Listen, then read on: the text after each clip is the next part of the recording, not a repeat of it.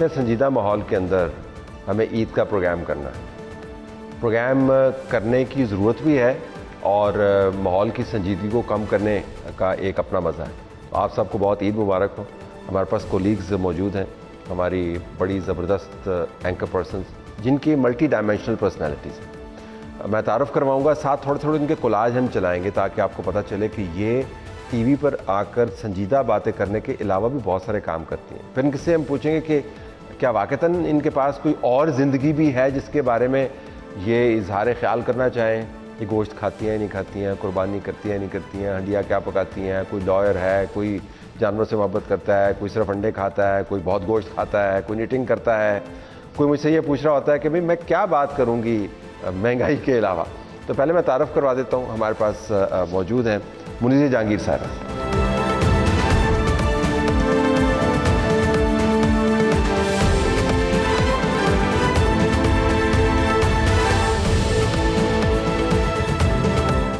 We also have with us Kiran Naz.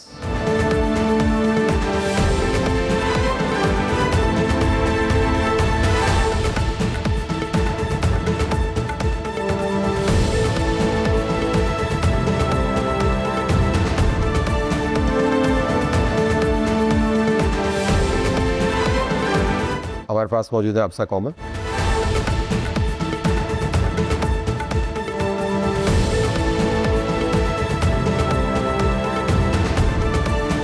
और हमारे साथ मौजूद हैं सुज़ैन जहां खान।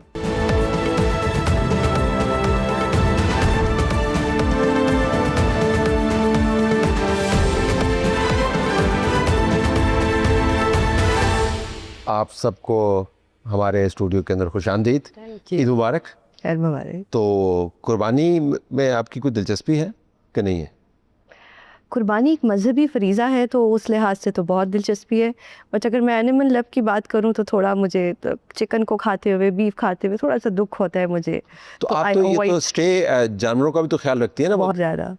कुत्ते बिल्ले बिल्लियाँ भी हैं उसमें बिल्लियाँ भी हैं। एवरीडे सड़क से उठाना पड़ता है। सबसे मैं यही रिक्वेस्ट करूँगी कि अगर आप सड़क के किनारे कोई जानवर देखें और आपको लगा है कि ये मर गया है तो प्लीज़ एक दफ़ा चेक कर लें। अगर वो ज़िंदा है तो गिव मी अ कॉल, मैं जहाँ भी होंगी मैं खुद आके उसको ले जाऊँगी, बट प्लीज़ चेक एक दफ़ा। ये होता है पैशन। प्रोग्राम में ईद पे कर रहा हूँ और उन्होंने देखा ना, फ़ौरन उन्होंने अपने पैशन के मुताबिक काम किया। आपकी दिलचस्पी है कुर्बानी में? जी हम बहुत दिलचस्पी है। बकरे बकरे खरीदती हैं? मेरे हिसाब से मुझे तो ये मेरा पसंदीदा फेस्टिवल होता है बड़ी ईद का, और ये मेरे इंटरेस्ट के काम है, खाना पकाना और खाना। सो बड़ी ईद पे यही गोश्तखोरी बहुत अच्छी खासी। मैं सब गोश्तखोरी। यस। तो आप तो सिर्फ अंडे खा रही? अंडे, ग्रीक योगर्ट, दालें। गोश्त है, आप गोश्तखोर हैं और आप नहीं। और फिर ईद पे फिर खुद ही कुकिंग करती हैं? क्या करती हैं? ईद पे मुझे मौका मिल जाता है खुद खाना पकाने का, और लेकिन खाने पे भी बहुत ज़ोर होता है। पूरा साल भी होता है, लेकिन ऑब्वियसली मैं कोई ऐसी तरगीब नहीं दे रही लोगों को कि लोग बहुत ज़्यादा ओवर ईटिंग स्टार्ट कर दें। अपने हिसाब से खाना चाहिए। तरगीब देने की जरूरत नहीं है, अल्हम्दुलिल्लाह वो सेल्फ मोटिवेटेड है। बिल्कुल। अगर कार्ब्स को कट डाउन कर दे तो मीट खाएं, और ये नहीं कि बहुत ज़्यादा ऑयल में बना हुआ, लेकिन येस आई लाइक मीट। हद की ताकीद करती तो ज़्यादा बेहतर था। तरगीब देने की जरूरत नहीं है आजकल, वो बिल्कुल ऐसी चलेगा। और कह रहे ना, बहुत शुक्रिया अतल साहब। सबसे पहले तो आपको बहुत ईद मुबारक। Thank you very much. आपके नाज़रीन को बहुत ईद मुबारक। और जितना मज़े का आपने सेटअप लगाया हुआ है वो ईद वाली फील आ रही है उससे। गोश्त की जहाँ तक आपने बात की तो मुझे तो बहुत बुरा लगता है अगर कहीं बिरयानी और चिकन बिरयानी हो, या अगर कोई चिकन का सालन। हाँ लिटरली मैं तो माइंड कर जाती हूँ बाकायदा। ये तो इलाकाई मसला है। देखिए ये इलाकाई मसला है, इसका ताल्लुक ना बिरयानी से है ना गोश्त से है। सालन भी अगर हो तो उसमें बोटी जो है वो गोश्त वाली नजर आ रही है, मतलब बीफ नजर आना चाहिए, मटन नजर आना चाहिए, लेकिन चिकन नहीं। भले दाल हो, दाल के अंदर भी दाल बोटी के साथ भी अलग से गोश्त का थोड़ा। हमारे यहाँ पकता है लेकिन कम।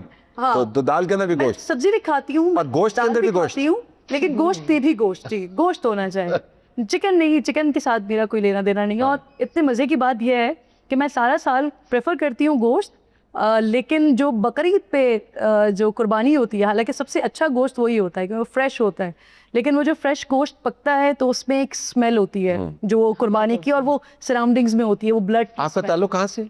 आप जानते हैं कराची से। मुझे आप गुजरांवाला की लग रही है। सब जो हमारे गुजरांवाला के जो दोस्त हैं वो हमें बताते हैं मनीज़े कि वहाँ पर बाकायदा पूछते हैं जी कि जब शादी में ना कि ये दुम्बे वाली शादी है बकरे वाली शादी है। मैंने कहा इससे क्या मुराद है? शादी तो शादी होती है। उन्होंने कहा नहीं, जो दुम्बे वाली शादी होती है उसके ऊपर लोग कम जाते हैं, जो बकरे वाली शादी है उस पर ज़्यादा जाते हैं। फिर मज़ीद तफसील के अंदर गए कि हमारे सामने अगर हांडी आ जाए उसके अंदर 2 किस्म के जानवरों का गोश्त हो तो हम आपको बता देंगे कि ये 2 जानवरों का गोश्त है।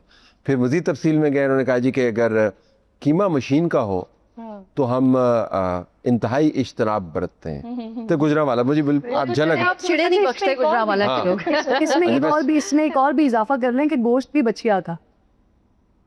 कमाल बात। आपके चेहरे के तासुरात बता रहे हैं कि आपको हैरानी भी है, थोड़ी सी परेशानी भी है। ईद में मजहबी फरीज़ा होने के साथ साथ वैसे कुर्बानी के जो सारा जो प्रोसेस है उसमें आपकी दिलचस्पी है? डू यू सुपरवाइज या नहीं, या छोड़ देते हैं? What do you do? नहीं जी, I don't supervise obviously, because घर के अंदर जो खाना पकता है ओनली दैट आई सुपरवाइज ठीक है। और do it myself, but I agree with her entirely.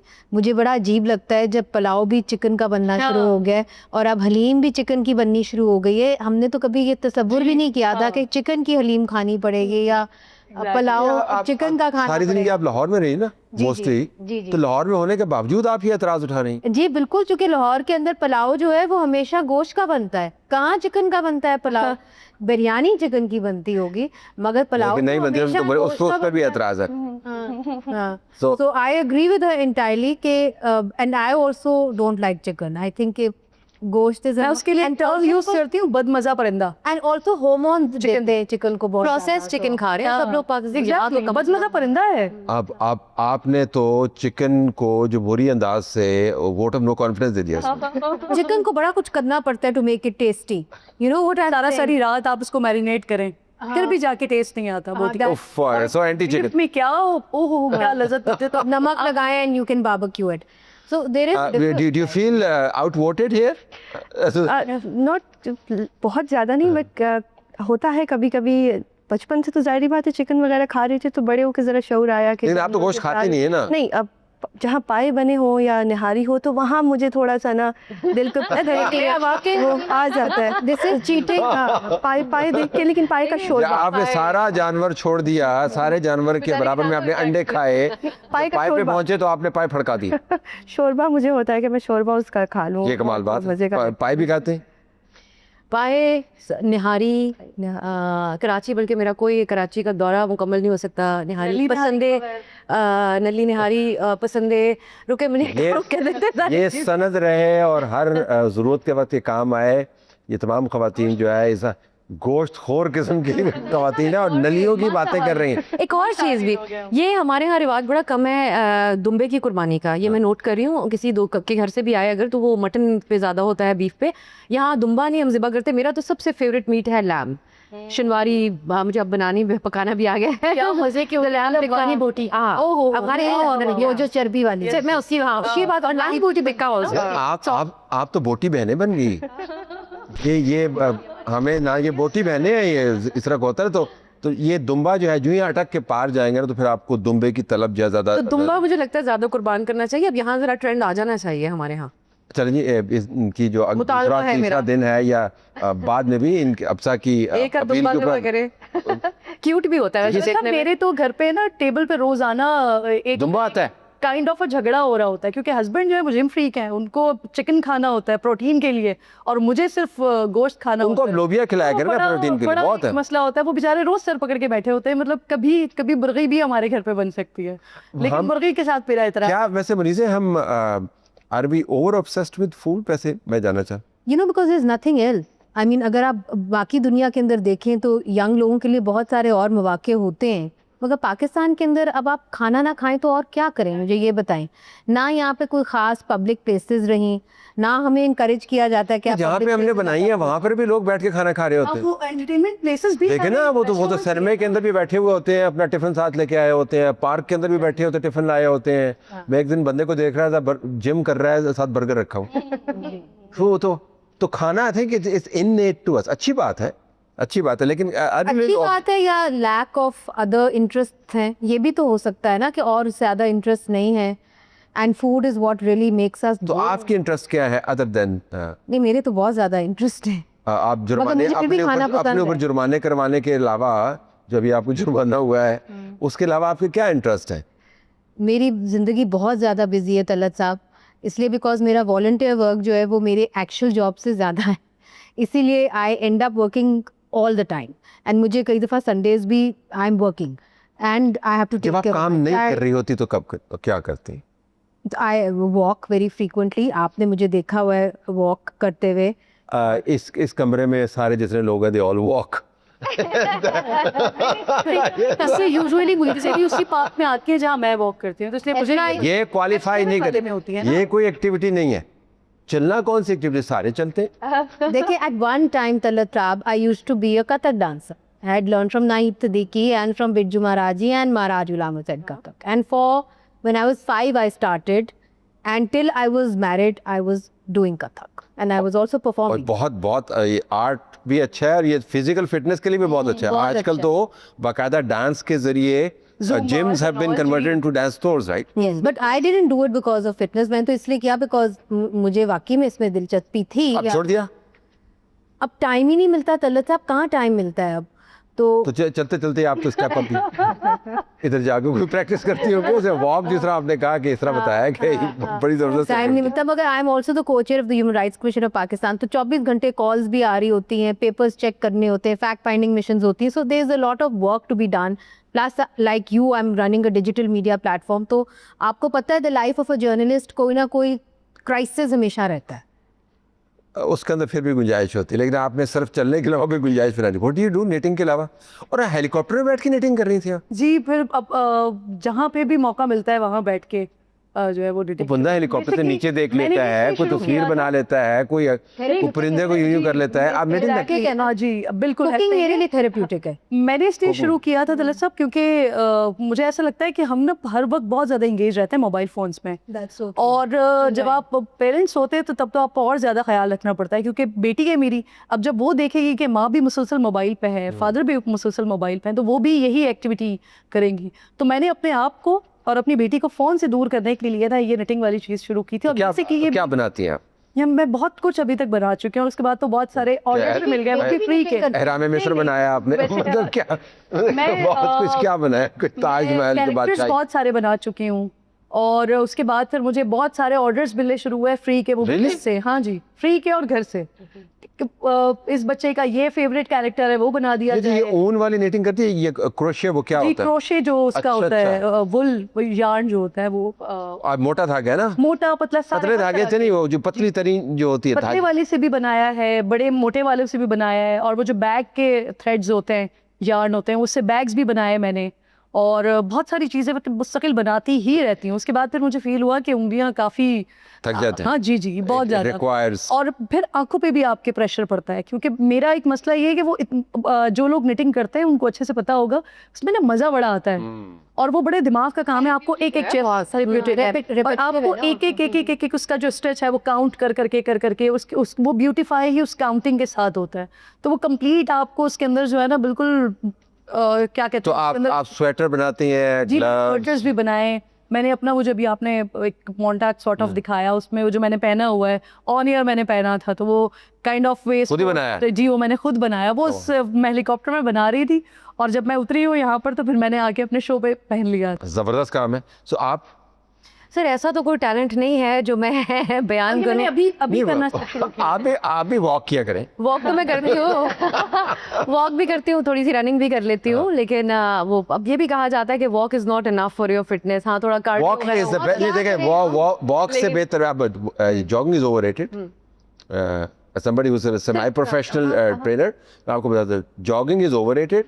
Brisk walk जी. आपके लिए सबसे अच्छी है. I brisk walk. इससे हमारे पास क्योंकि इस्लामाबाद में खुशकिस्मती है कि मैं समझती हूँ F9 पार्क पाकिस्तान के खूबसूरत पार्क्स में से एक है, और वहाँ जाती हूँ. फिर मुझे म्यूज़िक का हमेशा से बहुत दिलचस्पी रही, क्योंकि मैंने जब अपना करियर स्टार्ट किया था तो I used to host a live chords music program on radio. अच्छा, So, रेडियो किया हुआ आपने? मैंने स्टार्ट ही रेडियो. कमाल बात.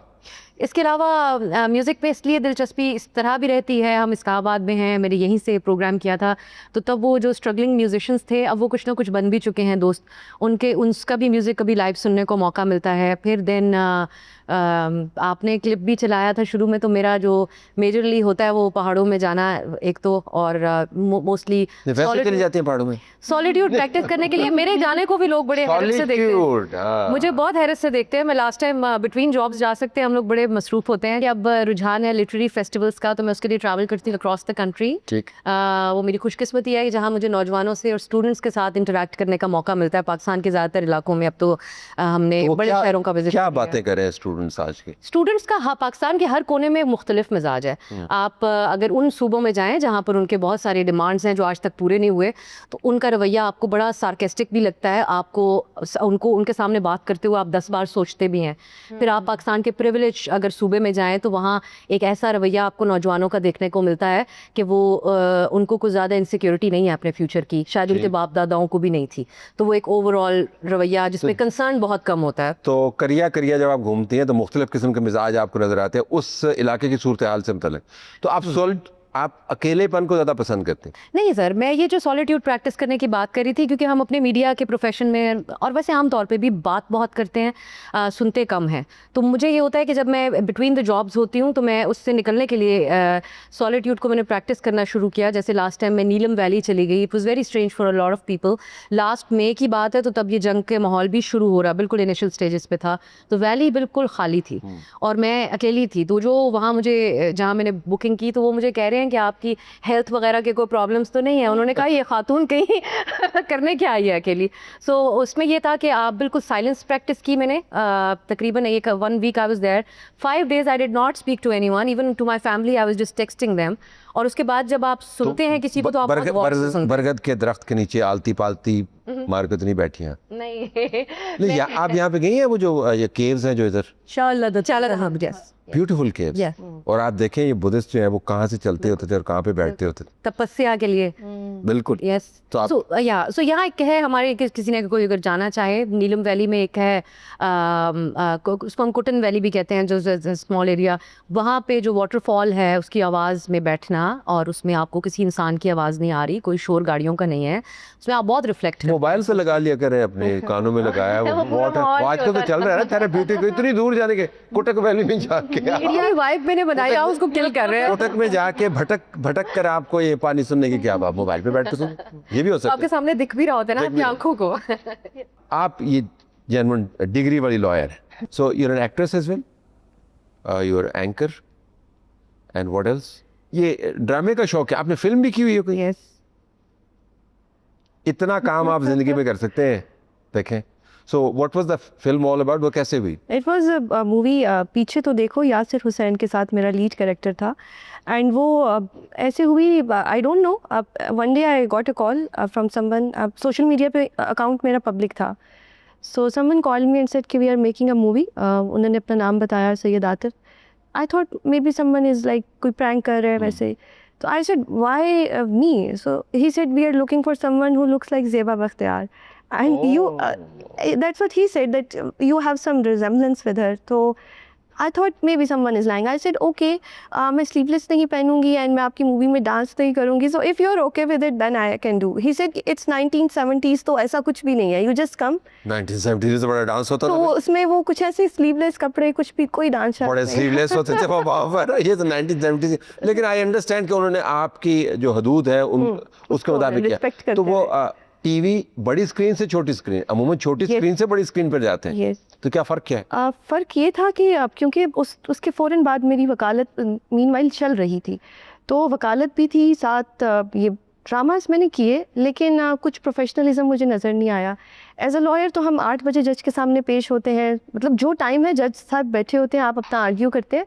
But when it comes to media, आप बैठे रहे, सीनियर आर्टिस्ट नहीं आ रहा, आपको बस बिठाए रखा है, तो वो मुझे लगा कि this is not my cup of T.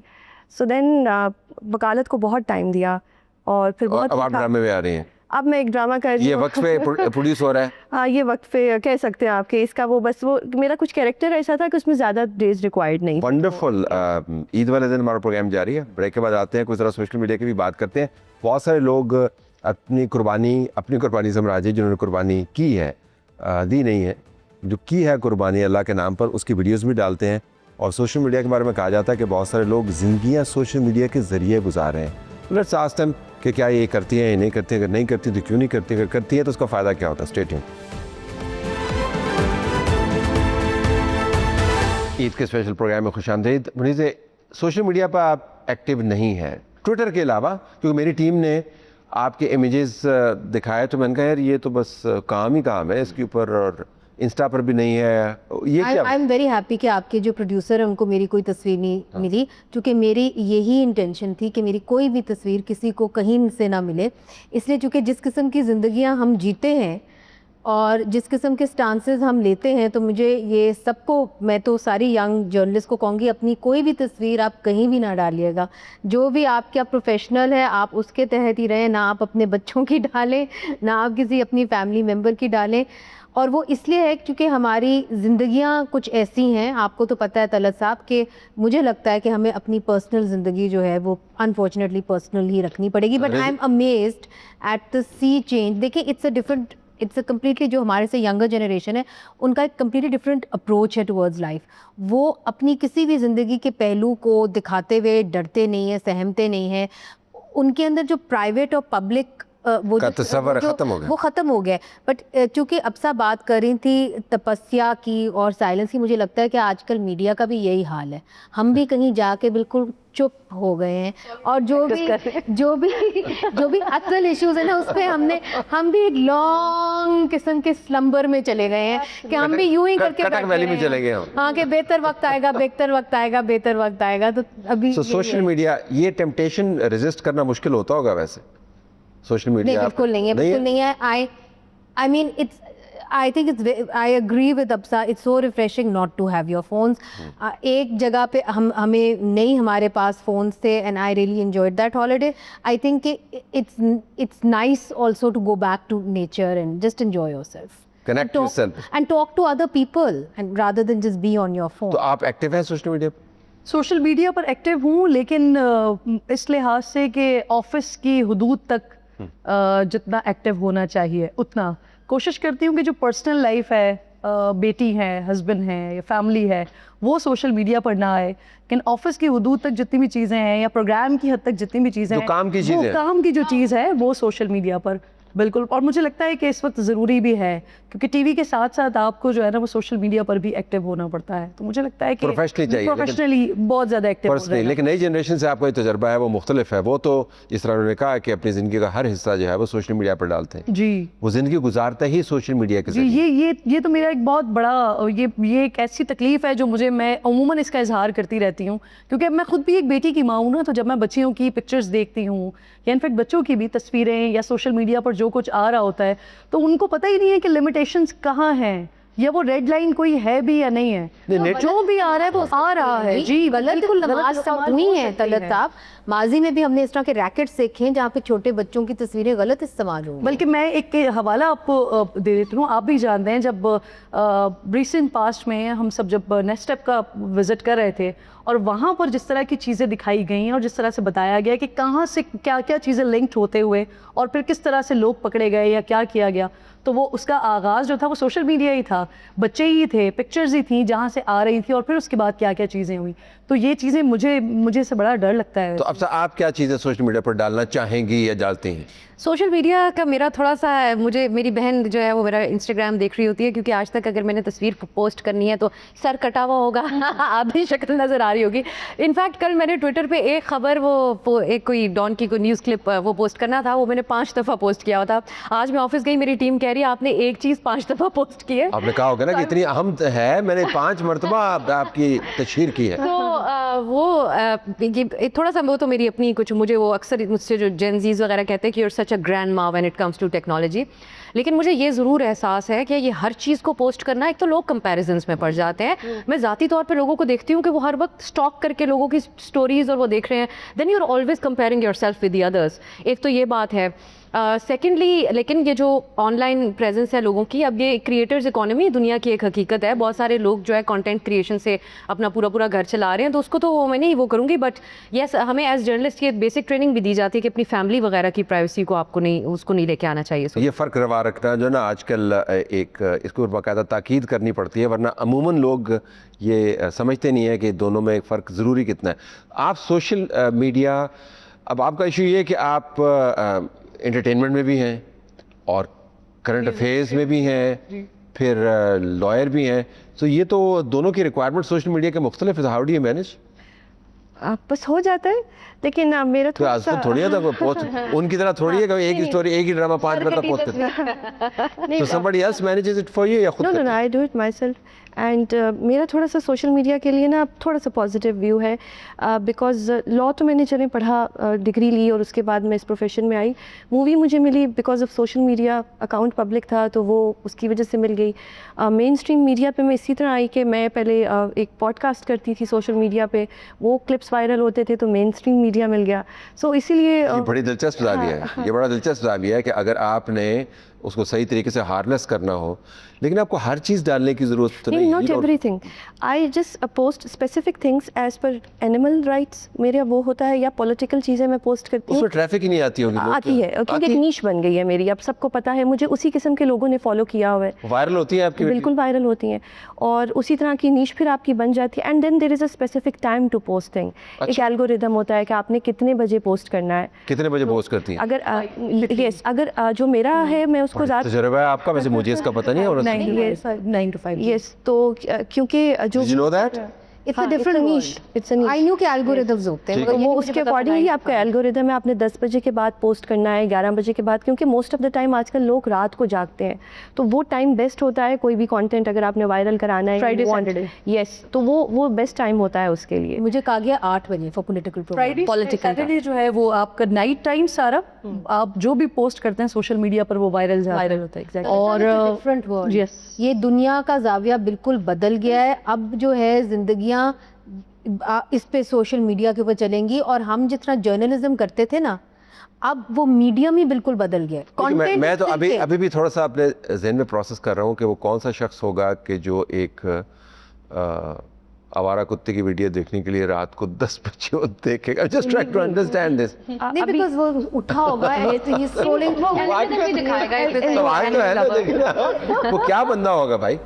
नहीं वो स्क्रॉल थ्रू कर रहा है ना, now it's a matter of your convenience. हाँ, कि वो आपके उस विंडो के अंदर उसे स्क्रॉल करना है। हाँ, बेसिकली ये होता है कि जो चीज़ आप देखते हैं ना, आपको बार बार फिर वही चीज़ आती है। जिसका इंटरेस्ट होगा हमारा कुत्ते में उसके सामने आ जाएगा, उसके सामने वो डेफिनेटली आ जाएगा। आप नोट नहीं करते, जो चीज आप ज्यादा देख रहे होते हैं वही चीजें आपको मुझे तो ज्यादा आ रही हैं। honestly अब तो मुझे आप खतरा- typecast हो रहे हैं ना, यू खतरा- being put in a bracket. So अब now the way they look at you, वो is a very different way. अब इधर ही तो मीडिया आपको एक तरह से मैनिपुलेट कर रहा है कि अगर आप अपना बायस डालेंगे, आपको वो 10 और आपके Bias reinforce बायस करेगा। देगा। बिल्कुल। तो आपकी दुनिया खुल भी रही है मगर एक तरह से बंद भी हो रही है। एक हिस्सा रह गया जिसमें हम इन सबसे पूछेंगे कि सबसे मुश्किल गेस्ट कौन सा था, ब्रेक के बाद।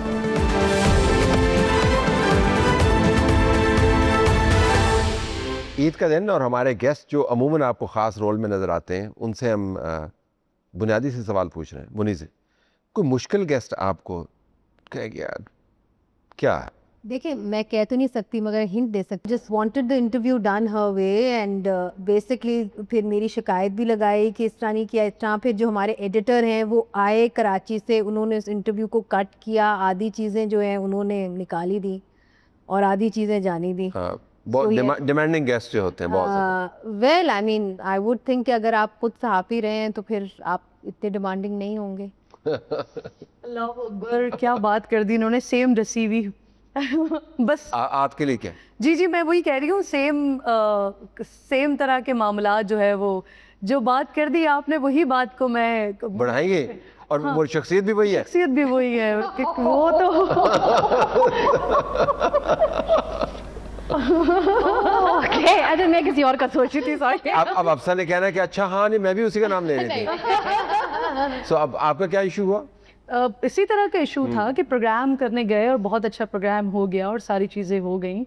और पहले से डेफिनेटली जब इस तरह के शोज़ आप अपने गेस्ट से बात कर लेते हैं कि आप किस चीज़ पे बात करेंगे, लेकिन उसके बाद जब खुद ही कुछ ऐसी बातें कर दी तो उसके बाद फिर बहुत प्रेशर किया, ये भी,